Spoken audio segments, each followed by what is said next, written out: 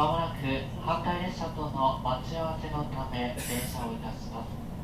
ドアは開きませんのでご注意ください。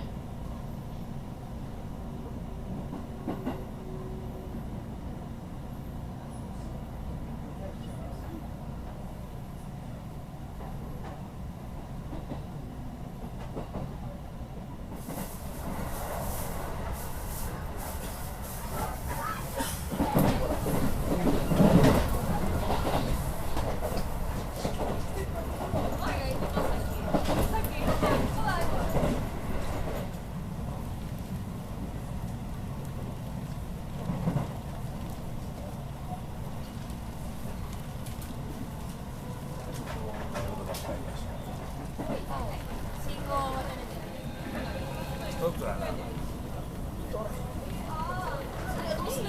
は余裕がない。みんな結構いっぱいいっぱい。